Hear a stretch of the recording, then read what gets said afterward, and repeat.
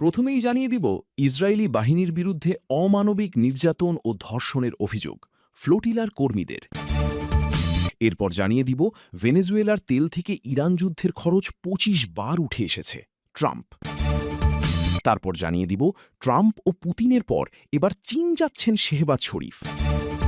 সর্বশেষ জানিয়ে দিব শি পুতিনের বৈঠকে ইরানের ইউরেনিয়াম ইস্যু। দর্শক, এতক্ষণ শুনলেন সংবাদ শিরোনাম, এখন শুনবেন বিস্তারিত। তবে বিস্তারিত শোনার আগে এই ভিডিওটি কোথা থেকে দেখছেন তা অবশ্যই কমেন্টে জানাবেন। তাহলে চলুন শুরু করা যাক। গাজায় মানবিক সহায়তা পৌঁছাতে যাওয়া আন্তর্জাতিক ফ্লোটিলার কর্মীদের ওপর আটক অবস্থায় অমানবিক নির্যাতন ও যৌন সহিংসতার গুরুতর অভিযোগ উঠেছে। শুক্রবার ২২ মে মুক্তি পাওয়া একাধিক কর্মী জানিয়েছেন, ইসরায়েলি বাহিনীর হাতে বন্দী থাকাকালীন তারা শারীরিক ও যৌন নির্যাতনের শিকার হয়েছেন। তাদের দাবি, অন্তত ১৫ জন যৌন সহিংসতার শিকার হয়েছেন, যার মধ্যে ধর্ষণের মতো জঘন্য ঘটনাও রয়েছে। ফ্লোটিলার আয়োজক সংস্থা গ্লোবাল সুমুদ ফ্লোটিলা জানিয়েছে, গত মঙ্গলবার আন্তর্জাতিক জলসীমা থেকে প্রায় ৪৩০ জন কর্মীকে আটক করে ইসরায়েলি বাহিনী। তাদের মধ্যে কয়েকজনকে একটি ইসরায়েলি জাহাজকে রূপান্তর করা অস্থায়ী কারাগারে নিয়ে যাওয়া হয়, যা শিপিং কন্টেইনার ও কাঁটাতারের বেড়া দিয়ে তৈরি ছিল। ভুক্তভোগী কর্মীদের অভিযোগ, কন্টেইনারের ভেতরে তাদের ওপর অমানবিক নির্যাতন চালানো হয়েছে। এর মধ্যে রয়েছে অপমানজনক দেহ তল্লাশি, স্পর্শকাতর অঙ্গে আঘাত, যৌন হয়রানি এবং একাধিক ধর্ষণের ঘটনা।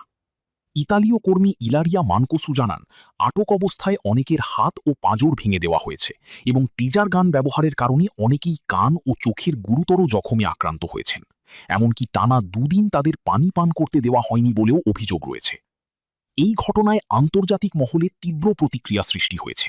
ইতালির রোমের প্রসিকিউটররা এই অপহরণ, নির্যাতন ও যৌন সহিংসতার ঘটনায় আনুষ্ঠানিকভাবে তদন্ত শুরু করেছেন।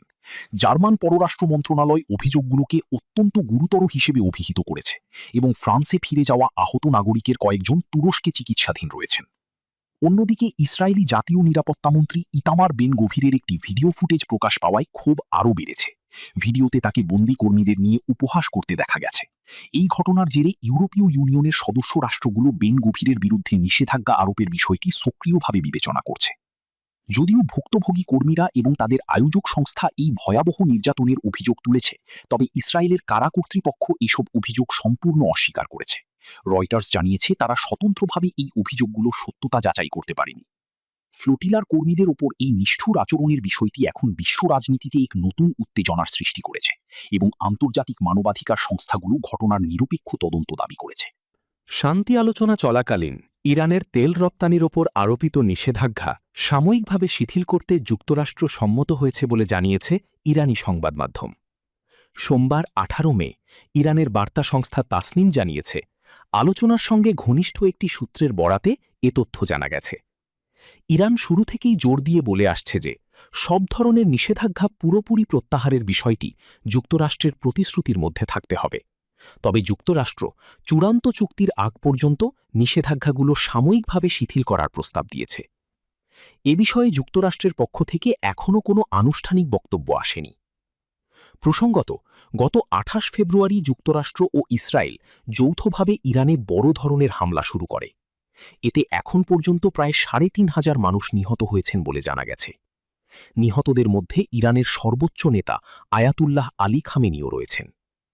পাল্টা জবাবে ইরান ইসরায়েল সহ মধ্যপ্রাচ্যের বিভিন্ন দেশে অবস্থিত মার্কিন সামরিক ঘাঁটিতে হামলা চালায়। জর্ডান, ইরাক, সৌদি আরব, বাহরাইন, কুয়েত ও সংযুক্ত আরব আমিরাত সহ প্রায় ১ ডজন দেশে ইরানি হামলা হয়েছে। যুদ্ধের কারণে ব্যাপক প্রাণহানি ও অবকাঠামোগত ক্ষয়ক্ষতির পাশাপাশি পুরো পশ্চিম এশিয়ায় বিমান চলাচল প্রায় স্থবির হয়ে পড়েছে। হরমুজ প্রণালী কার্যত বন্ধ থাকায় বিশ্ববাজারে জ্বালানি তেলের দামেও অস্থিরতা দেখা দিয়েছে। যুদ্ধ শুরুর ৪০ দিনের মাথায় গত ৮ এপ্রিল ২ সপ্তাহের যুদ্ধবিরতিতে রাজি হয় দুপক্ষ। সেই মেয়াদ শেষ হওয়ার ঠিক আগে প্রেসিডেন্ট ট্রাম্প যুদ্ধবিরতির মেয়াদ অনির্দিষ্টকালের জন্য বাড়িয়ে দেন। তবে যুদ্ধবিরতি চলাকালীনও হরমুজ প্রণালী ঘিরে দুপক্ষের মধ্যে অবরোধ ও পাল্টা অভিযোগ চলছে। পাকিস্তানের মধ্যস্থতায় শান্তি আলোচনা চললেও এখনও কোনো চূড়ান্ত চুক্তিতে পৌঁছানো সম্ভব হয়নি। যুক্তরাষ্ট্র ও ইসরায়েলের হামলায় ক্ষতিগ্রস্ত হওয়ার পরও খুব দ্রুত সামরিক সক্ষমতা পুনর্গঠন করছে ইরান। এমনকি যুদ্ধবিরতির মধ্যেই আবার ড্রোন উৎপাদন শুরু করেছে তেহরান। মার্কিন গোয়েন্দা সূত্রের বরাতে এমন তথ্য প্রকাশ করেছে সিএনএন। সিএনএনের প্রতিবেদনে বলা হয়েছে, এপ্রিলের শুরুতে কার্যকর হওয়া ৬ সপ্তাহের যুদ্ধবিরতির সময়ই ইরান নতুন করে কিছু ড্রোন উৎপাদন শুরু করে। মার্কিন গোয়েন্দা মহলের ধারণা ছিল এই পুনর্গঠন প্রক্রিয়ায় আরও দীর্ঘ সময় লাগবে। তবে ইরান তাদের সামরিক অবকাঠামো পুনর্গঠনে প্রত্যাশার চেয়ে অনেক দ্রুত এগোচ্ছে। গোয়েন্দা সূত্রগুলোর মতে, ক্ষতিগ্রস্ত ক্ষেপণাস্ত্র ঘাঁটি, লঞ্চার এবং অস্ত্র উৎপাদন কেন্দ্রগুলো দ্রুত পুনরায় সচল করার চেষ্টা চালাচ্ছে তেহরান। এর ফলে ভবিষ্যতে আবার যুদ্ধ শুরু হলে ইরান মধ্যপ্রাচ্যে যুক্তরাষ্ট্রের মিত্র দেশগুলোর জন্য বড় হুমকি হয়ে উঠতে পারে। যুক্তরাষ্ট্রের গোয়েন্দা তথ্য অনুযায়ী, ইরান পুনর্গঠনের ক্ষেত্রে গোয়েন্দা সংস্থার নির্ধারিত প্রায় সব সময়সীমাকেই ছাড়িয়ে গেছে। মাত্র ৬ মাসের মধ্যেই তাদের ড্রোন হামলার সক্ষমতা পুরোপুরি ফিরিয়ে আনতে পারে। এই সময়সীমা এতটা কমে আসার পেছনে আংশিক কারণ হল রাশিয়া ও চীনের কাছ থেকে ইরানের পাওয়া সহায়তা।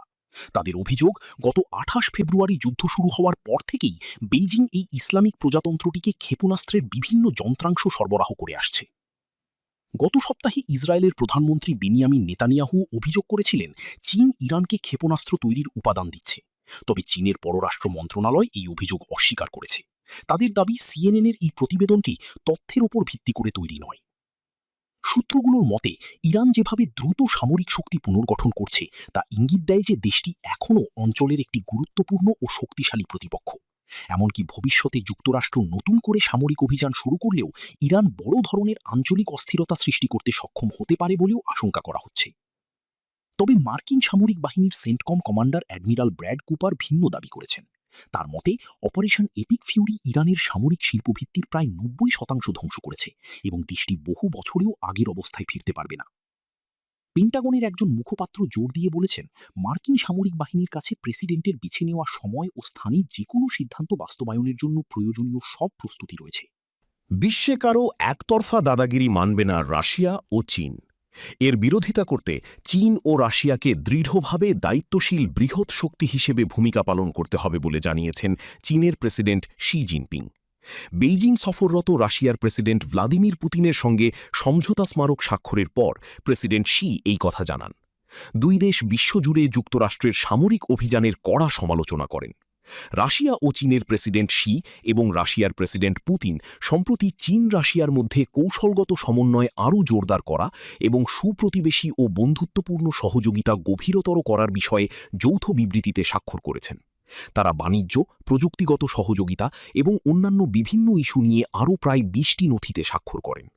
প্রেসিডেন্ট পুতিনের এক সহযোগী জানিয়েছেন, রাশিয়া ও চীন power of Siberia 2 gas pipeline প্রকল্প নিয়ে একটি সাধারণ সমঝোতায় পৌঁছেছে। প্রকল্পটি বাস্তবায়িত হলে রাশিয়া থেকে প্রতি বছর সর্বোচ্চ ৫০ বিলিয়ন ঘনমিটার গ্যাস চীনে সরবরাহ করা সম্ভব হবে। চীন ও রাশিয়ার কর্মকর্তারা বাণিজ্য, প্রযুক্তি, মেধাসত্ত্ব এবং বৈজ্ঞানিক গবেষণা সহ বিভিন্ন ক্ষেত্রে একাধিক চুক্তিতে স্বাক্ষর করেছেন। সমঝোতায় স্বাক্ষরের পর চীনের প্রেসিডেন্ট বলেছেন, চীন ও রাশিয়ার সম্পর্ক ক্রমশ উন্নত হয়েছে এবং তা এখন সর্বোচ্চ স্তরের সমন্বিত কৌশলগত অংশীদারিত্বে পৌঁছেছে। তিনি বলেন, দুই দেশ সমান মর্যাদার ভিত্তিতে পারস্পরিক সম্মানের সঙ্গে একে অপরের সঙ্গে আচরণ করেছে। তার দাবি, দ্বিপাক্ষিক সম্পর্ক এখন একটি নতুন সূচনা বিন্দুতে পৌঁছেছে। শি বলেন, চীন ও রাশিয়া কৃত্রিম বুদ্ধিমত্তা এবং প্রযুক্তিগত উদ্ভাবনের ক্ষেত্রে সহযোগিতা আরও বাড়াবে। তিনি বলেন, আন্তর্জাতিক ন্যায়বিচার রক্ষা এবং সব ধরনের একতরফা দাদাগিরি ও ইতিহাসকে উল্টে দেওয়ার প্রচেষ্টা বিরোধিতা করতে চীন ও রাশিয়াকে দৃঢ়ভাবে দায়িত্বশীল বৃহৎ শক্তি হিসেবে ভূমিকা পালন করতে হবে।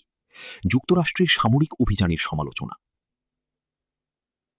রাশিয়া ও চীনের যৌথ বিবৃতিতে বিশ্বজুড়ে বিভিন্ন ধরনের সামরিক কর্মকাণ্ডের নিন্দা জানানো হয়েছে।